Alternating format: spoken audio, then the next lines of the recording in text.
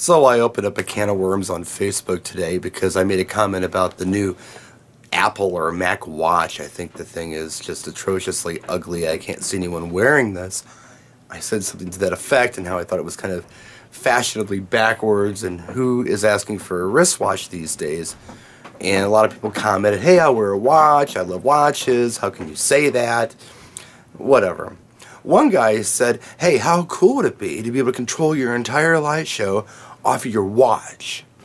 Well, I'm out on that one because dexterity-wise, I don't think I do a very good job controlling anything where I had to use one arm to hold it up and the other one to push buttons because of dexterity purposes and my stroke. Regardless, I have a philosophy on technology and DJing that I want to share with you. And I kind of cultivated this idea maybe 5 or 6 years ago when I was at a party that I attended every year on the 4th of July.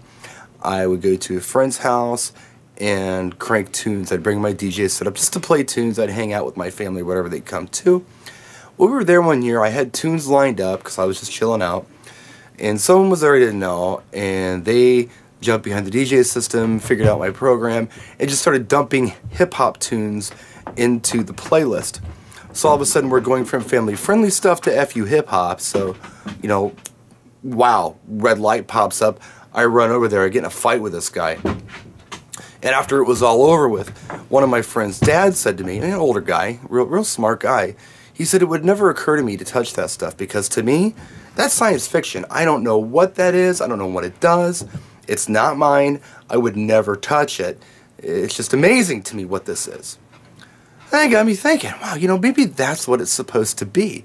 Maybe our DJ setups are supposed to look like science fiction. Well, of course they are. If you start using equipment that looks familiar to people, then they're going to say to themselves, well, yeah, I have this stuff laying around my house. Why am I paying this guy all this money? I mean, I understand that it takes more than just your equipment to be a DJ, but we're talking about perception here. If you walked into NASA, for instance, and you're like, oh, what am I going to see here? Mission Control, they launch space shuttles and rockets from here. You go in there and they're controlling the whole thing off of an iPad. Wouldn't you feel a little less wonder and amazement over NASA? Or maybe the new Star Wars movie comes out in a few years and they're controlling the Millennium Falcon off an iPad now. Well, big deal.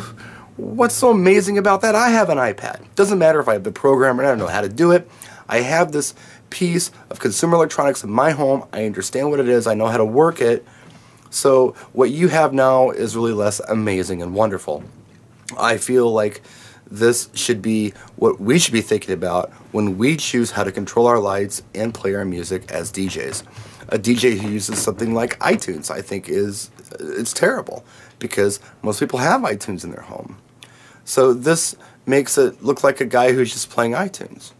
Well, it should be a lot more than that, as you know, or as you should know. We all have laptops. I understand that our programs are unique, but everything that our laptops are interfacing with, the mixing board or any processing gear, your speakers, your lighting setup, all of that, should definitely not look like anything anyone has. iPads are relatively inexpensive, and yeah, geez, I just don't feel like controlling your light show off a watch is going to be the way forward public perception-wise. Especially if the public is familiar with this watch. If it was a James Bond one-of-a-kind watch, that'd be one thing. But if it's something you can go buy at the Mac store at the mall, maybe not the best idea. Even if the program is expensive, even if not everyone understands exactly how to do it, they start to get it, and it's less amazing. It's less shock and awe. When we go in there, they should have no idea what we have. They should look at the stuff and go, I've never seen this stuff before. What is this stuff? And then you do something amazing with it, and they think you're amazing. I don't know, just a thought. I'll do some gear videos later on tonight. Until then, practice and enjoy.